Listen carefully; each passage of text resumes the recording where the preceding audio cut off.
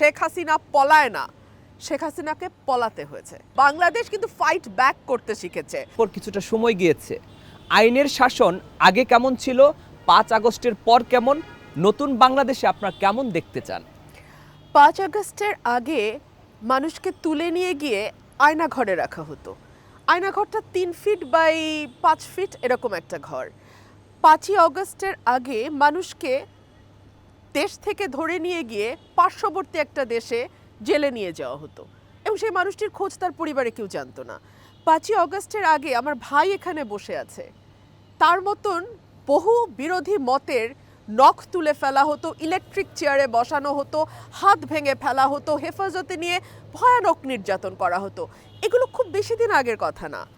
এরপরে যেটা হয়েছে 5ই আগস্টে একটা অভূতপূর্ব জাগরণ মানুষের মধ্যে আমরা দেখেছি যেই শেখ হাসিনাকে কোনোদিনও বাংলাদেশ থেকে তাড়াতে পারবো বলে আমরা অনেকেই চিন্তা করি নাই, সেই মহিলাকে এক কাপড়ে দেশ থেকে পালিয়ে যেতে হয়েছে।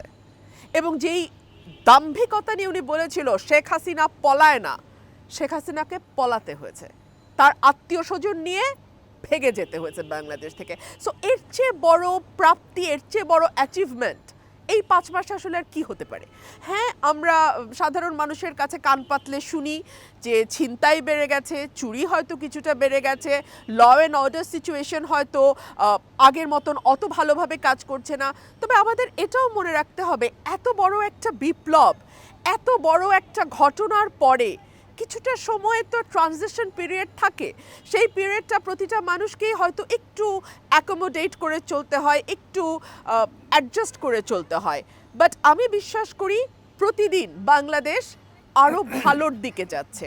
আমি বিশ্বাস করি আগামীর বাংলাদেশ হবে সকলের। সেখানে নূর মোহাম্মদ ভাই যতটুকু অধিকার নিয়ে বাঁচবেন, আমি ততটুকু অধিকার নিয়ে বাঁচবো, আমার বোনও ততটুকু অধিকার নিয়ে বাঁচবে। সো এই বাংলাদেশটা আমাদের সবার বাংলাদেশ হবে এবং এর জন্যই তো আমাদের আসলে এত রক্তদান, এত আত্মত্যাগ। কিন্তু ব্যারিস্টার রুমিন ফারহানা, সবার বাংলাদেশ কি আসলে হচ্ছে? আপনার কি মনে হয়, আপনি যে উদ্বেগের বিষয়গুলো বললেন ক্রান্তিকালে, সেটা কি খানিকটা উদ্বেগজনক না? আমি মনে করি শরীফ, উদ্বেগজনক না, এটা ইনএভিটেবল ছিল, এটা অবশ্যম্ভাবী ছিল, এটাই হওয়ার কথা ছিল। আপনার মনে থাকবে যে ওবায়দুল কাদের একটা কথা বলতো, আমরা ক্ষমতা থেকে যদি চলে যাই লক্ষ লক্ষ মানুষ মেরে ফেলা হবে। বাংলাদেশে কিন্তু 3 দিন সরকার ছিল না। 5 থেকে 8 তারিখ বাংলাদেশে কোনো সরকার ছিল না, কোনো পুলিশ রাস্তায় নামার সাহস করে নাই, কোনো আইন শৃঙ্খলা রক্ষাকারী বাহিনীর কেউ কাজ করে নাই। কিন্তু আমাদের ইয়াং জেনারেশন, আমাদের জেন জি, তারা কিন্তু রাস্তায় ছিল, তারা রাস্তা ঝাড়ু দিয়েছে, তারা পার্লামেন্টের সামনে দাঁড়িয়ে পার্লামেন্টকে রক্ষা করবার জন্য দাঁড়িয়েছিল, তারা ট্রাফিক কন্ট্রোল করেছে এবং খুব খারাপ করেছে তাও কিন্তু আমরা বলতে পারবো না। তাদের কোনো ট্রেনিং নাই, তাদের কোনো অভিজ্ঞতা নাই, কিন্তু তারা চমৎকার ঢাকা শহর মেনটেন করেছে।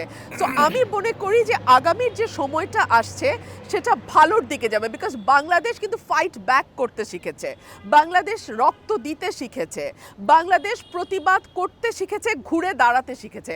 সো এই বাংলাদেশকে আরেকবার হাসিনার কায়দায় নিয়ে সেই অবস্থা তৈরি করার সাহস, দুঃসাহস বাংলাদেশে কোনো রাজনীতিবিদ আর করবে না।